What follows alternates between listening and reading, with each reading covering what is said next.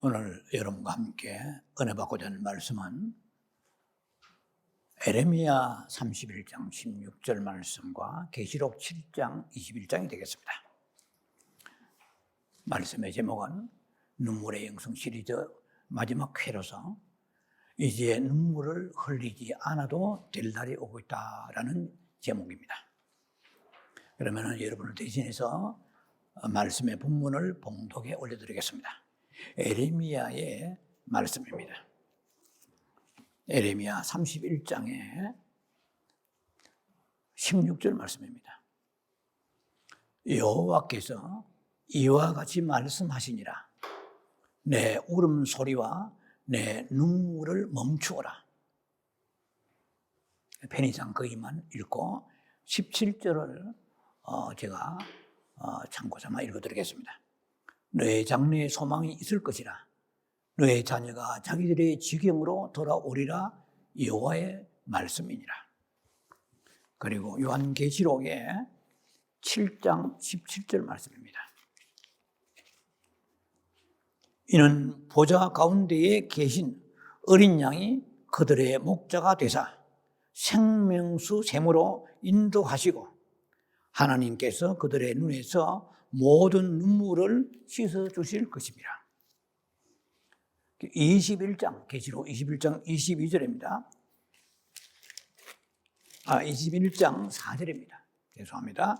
모든 눈물을 그 눈에서 닦아주시니 다시는 사망이 없고 애통하는 것이나 고가는 것이나 아픈 것이 다시 있지 아니하리니 처음 것들이 다 지나갔음이로라. 오늘 여러분과 나누고자 하는 말씀은 눈물의 영성 시리즈로서 최종회가 되겠습니다.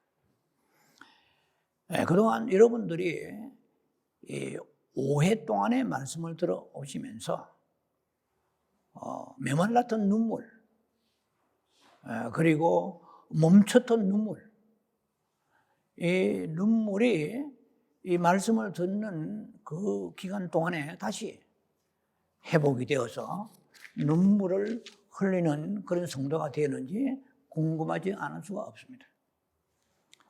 저 역시 개인적으로 이 말씀을 준비하면서 이 시리즈를 준비하면서 애통하는 마음을 가지게 되었고 또 눈물을 흘릴 수 있는 귀한 귀중한 시간이 되었습니다. 사람이 자기가 자기를 알 수가 없습니다. 이 말씀을 통해서 은혜의 강물에 뛰어들게 되는 것입니다.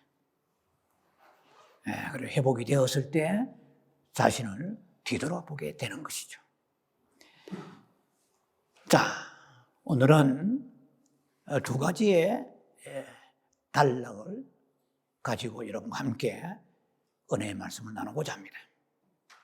이제 눈물을 흘리지 않아도 될 날이 오고 있다. 첫 번째 단락의 말씀입니다. 세상에서 그치는 눈물이 있다라는 말씀을 가지고 첫 번째 단락을 은혜를 받는 시간을 가지겠습니다. 이미 여러분들에게 여러 번 수차례 성경 본문을 소개해 드렸습니다. 전도서 3장 4절의 말씀입니다. 눈물을 흘릴 때가 있고 또 웃을 때가 있다고 그랬어요. A time to weep and a time to laugh. 눈물을 흘릴 때가 있고 또 웃을 때가 있다고 그랬습니다. 그리고 a time to mourn, M-O-U-R-N, a time mourn, 이게 애통하다. A time to mourn and a time to dancing, a time to dance, 춤출 때가 있다는 거죠. 바꿔 말하면 천하의 범사에 목적과 기한과 다 때가 있다는 것입니다. 자, 사람들이 일생 동안에 눈물 흘리며 사는 사람은 없습니다. 언젠가는 웃을 날도 온다는 것이죠. 또 늘 웃고 사는 것 같지만은 반드시 그에게도 어느 날은 눈물을 흘리는 날이 오고 있다는 것입니다. 자, 그래서 한평생 웃는 자도 없고 한평생 우는 자도 없다는 것입니다. 눈물과 그리고 웃음과 또 슬픔과 기쁨이 교차되는 것이 인생입니다. 하나님께서 그렇게 디자인하셨습니다. 우리의 생애를. 시편 30편 5절의 말씀은 제가 너무나 늘 묵상하고 좋아하는 말씀입니다. 저녁에는 울음이 기숙할지라도. 기숙이란 말은 한자 말이죠. 깃들인다 하는 거예요. May stay. Weeping may stay for the night. 저녁에는 울음이 깃들을지라도 아침에는 rejoicing comes in the morning. 아침에는 기쁨의 시간이 온다. 이 저녁이라는 것은 절망과 슬픔과 눈물의 시간을 상징하는 것입니다. 아침에는 태양이 떠오른과 마찬가지로 그 절망의 깜깜한 그런 시간들이 지나고 소망과 치료와 회복과 기쁨의 날이 온다는 것입니다. 이것이 바로 때에 대한 얘기가 여기서도 하나님께서는 우리에게 암시하고 있습니다. 로마서 13장 12절에 보면 밤이 깊고 낮이 가까웠으니 그랬어요. 그러므로 우리가 어둠의 일을 벗고 빛의 갑옷을 입자 그랬어요. 여기서도 밤이 나오고 낮이 나옵니다. 이 밤이라는 것은 역시 절망적인 시간을 말할 것입니다. 그 낮이라는 것은 소망과 희망의 시간이죠. 이 성경의 특히 로마 13장 이 구절은 저 유명한 바울 이후에 가장 위대한 성인이라고 얘기하는 그 놀라우신 그 하나님의 은혜를 깊이 입었던 그런 사람의 그 거듭났을 때의 이 신앙 고백한 내용입니다. 그래서 모니카의 아들 여러분 아시죠? 어거스틴이 거듭났을 때 이 음성을 계시를 들었던 본문입니다.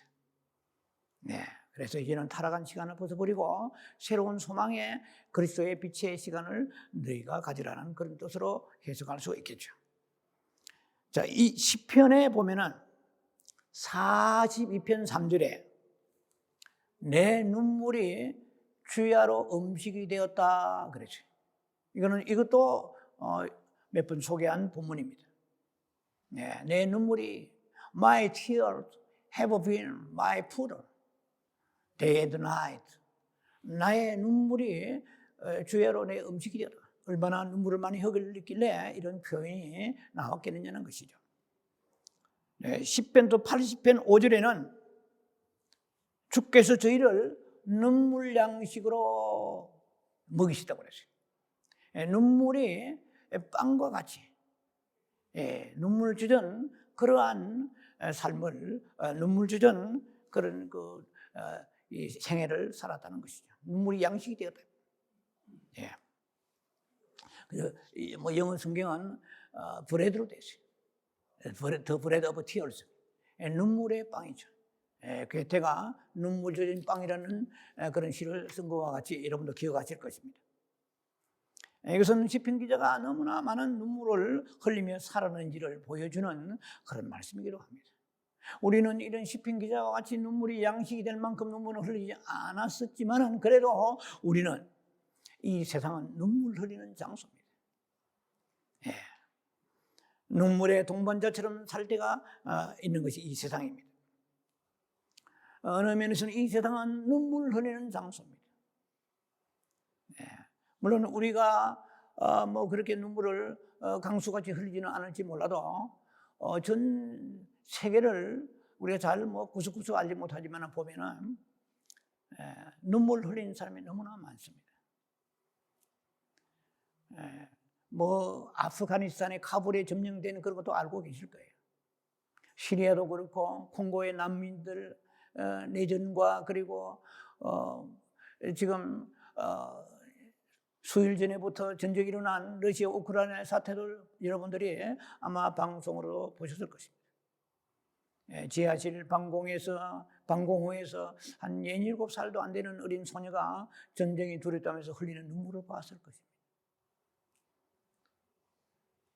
기차역에서 이제 전쟁의 18살부터 60세까지 총을 들고 전쟁에 나가야 되는 대통령의 선포에 의해서 그 젊은 아버지가 어린 딸과 헤어지면서 기차역에서 눈물을 딸과 함께 흘리는 것을 보았을 것입니다. 우리가 눈물을 흘리지 않는다고 해서 세상은 눈물을 흘리지 않는 것이 아닙니다. 우리가 알지 못하는 곳곳마다 이 땅은 눈물로 적셔지고 있습니다. 자, 그러나 우리는 이 눈물을 흘리는 이 땅에서 우리가 살지만은 언젠가 주님께서는 눈물을 그치게 하는 날이 올 것이라는 것입니다. 이 세상의 삶은 미정유의 삶이라고 볼 수가 있는 것이죠. 예측 불허의 그러한 인생을 우리는 살아가고 있습니다. 우리는 사람이나 환경을 통해서 쉽게 상처받을 수 있고 또 환경 속에서 우리가 슬픔과 절망을 겪을 수밖에 없는 그런 이 연약한 인생을 가지고 우리가 살고 있습니다. 그러나 비록 상황이 이럴지라도 우리에게 소망이 있는 것은 시편 116편 8절에 보면은 주께서 내 영혼을 사망해서 내 눈에서 눈물을 내 발을 넘어지면서 건지셨나이다. 그렇게 소망의 메시지가 있습니다.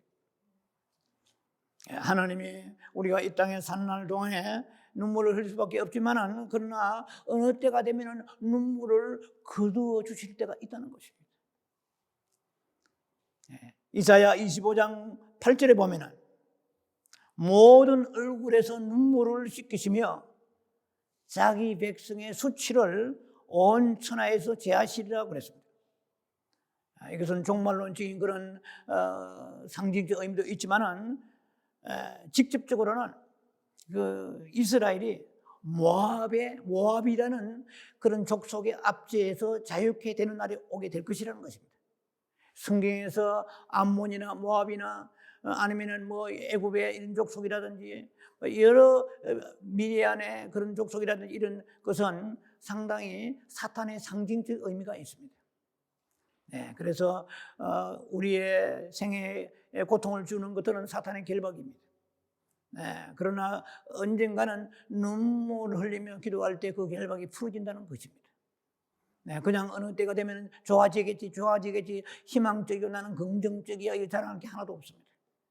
우리 크리스찬들은 긍정적이라는 그런 단순한 단서보다도 우리가 주님 앞에 심어야 됩니다.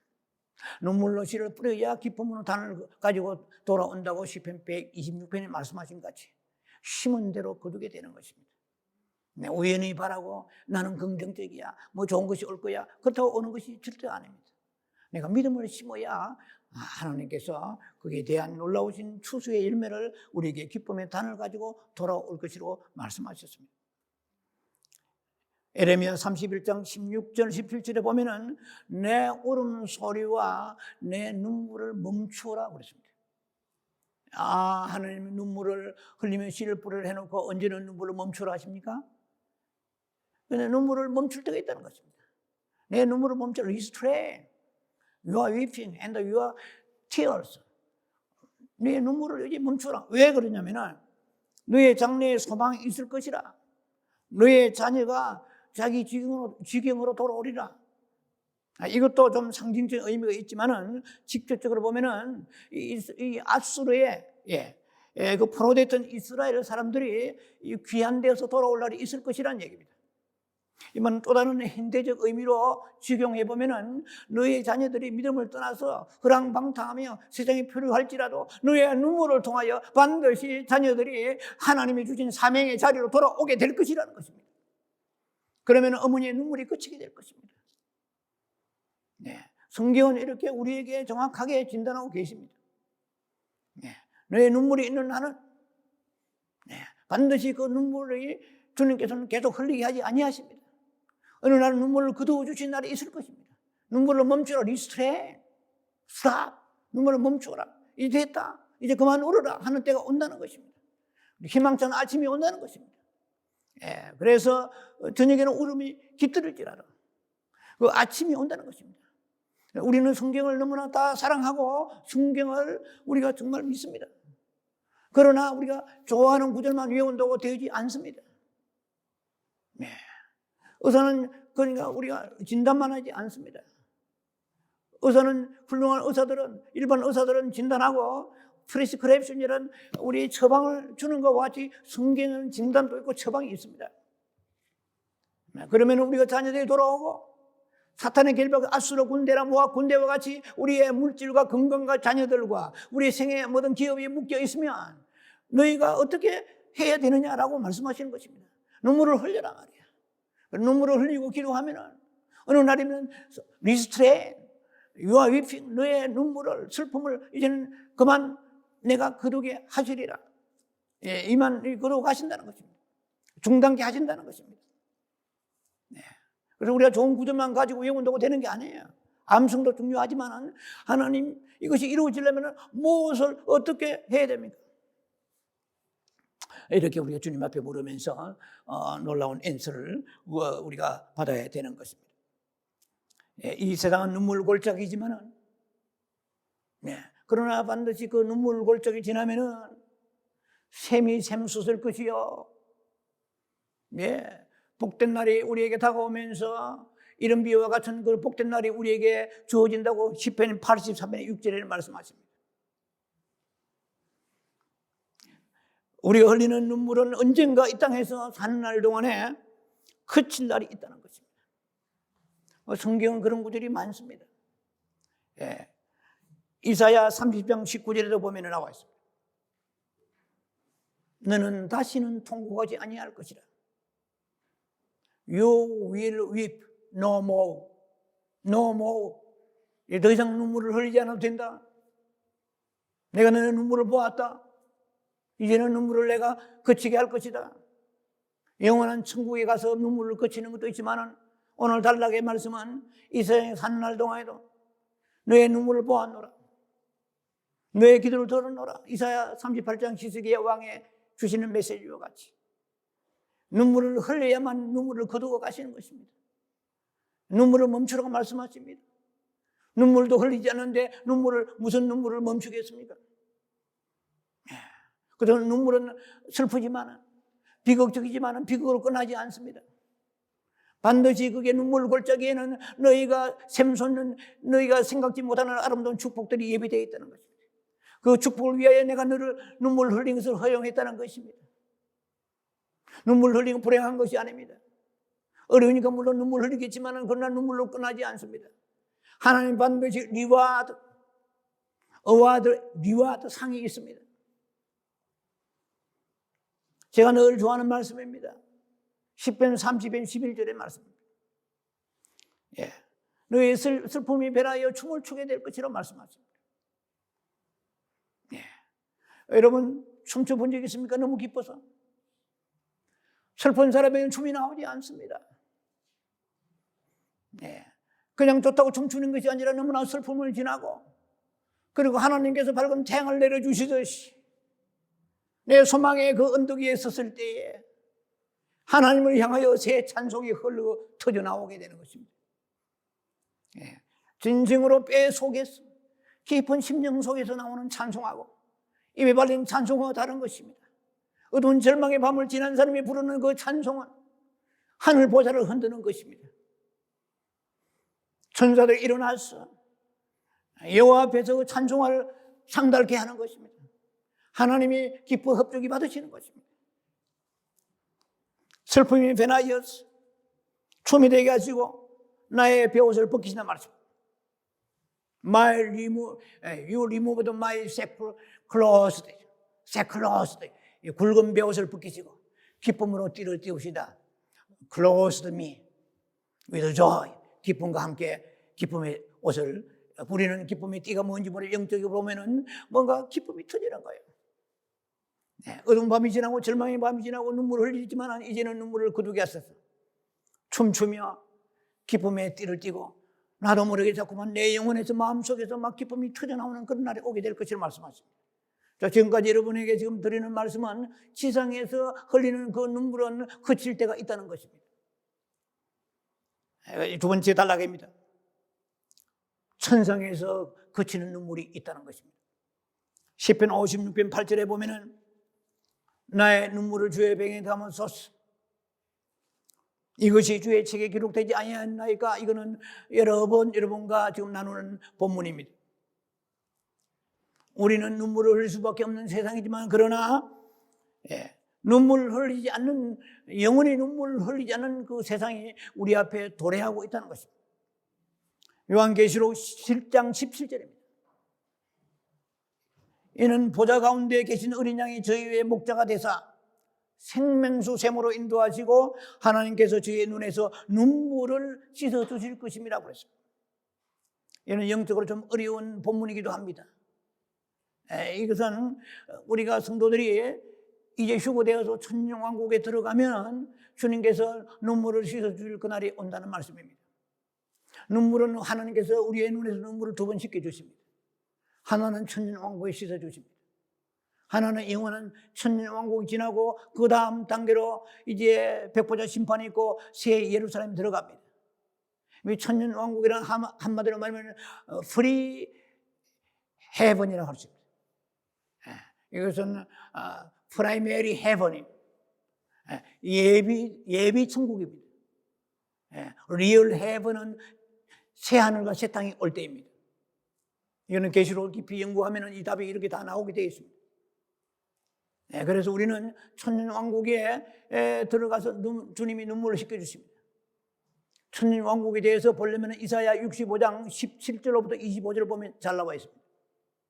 천년왕국 들어가도 자녀를 낳습니다. 집에 건축도 합니다.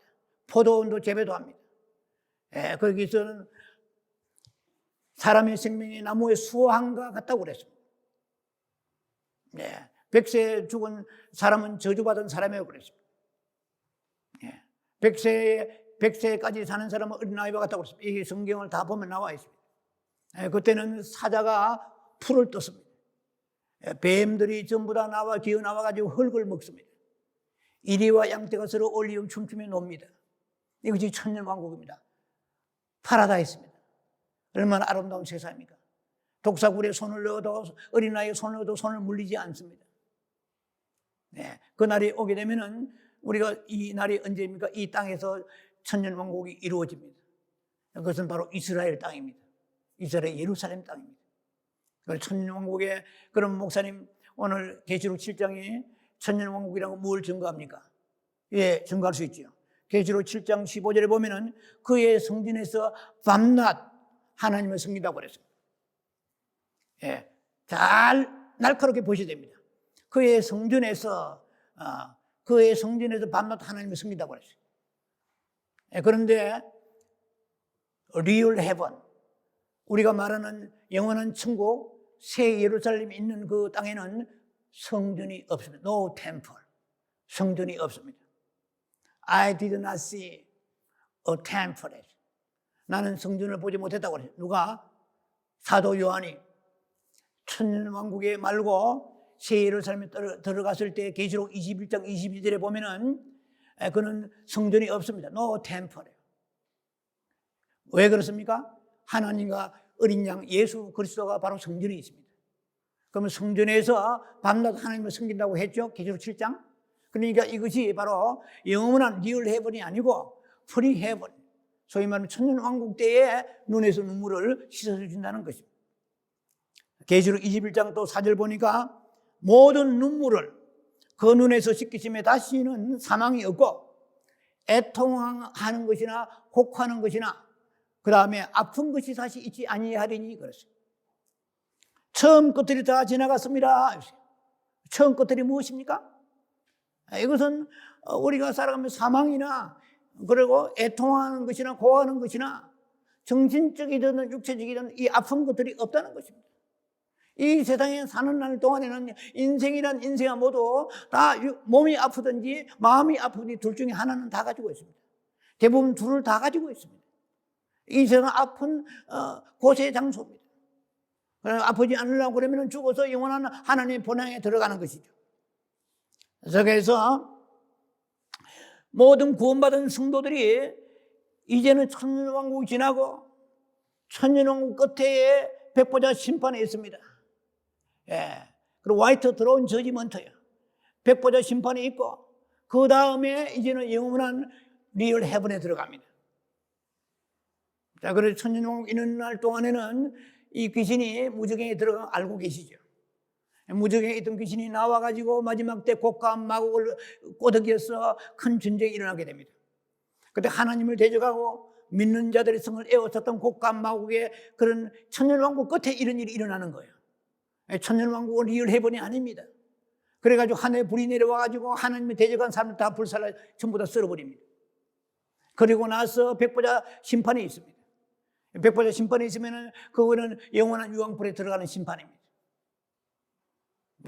자, 그래서 우리가 완전하게 눈물을 흘리지 않을 수 있는 눈물을 닦아주시는 그곳은 영원한 리얼 헤븐입니다. 그래서 우리가 구원받은 모든 사람들이 그곳에 가면은 우리에게 눈물을 닦아주신다고 말씀했습니다. 우리가 그런 영원한 본향, 흔히 우리가 말하는 천국이죠. 리얼 헤븐에 들어가는 것을 사모하는 이유 중에 하나는 거기에는 진주문이 있습니다. 그런 황금길이 있습니다.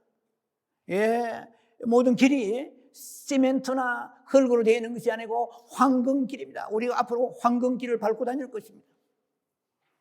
그러나 그 때문에 우리가 천국을 사모하고 기다리는 것보다도 그날에는 이 눈물이 없는 곳이기 때문에 우리는 사모하는 것입니다. 애통하고 곡하고 아픈 일이 다시 없습니다. 사망도 없습니다. 자, 우리가 사람들은 죽는 것을 다 두려워합니다. 죽음을 두려워하지 않은 사람 별로 없을 거예요. 그러나 우리의 생각의 한 크리크, 이 생각에 따라서 믿음에 따라서 죽음에 대한 사생관이 달라져야 됩니다. 즉 예수 믿는 사람은 죽음을 두려워하지 않아야 됩니다. 언제나 준비해야 됩니다.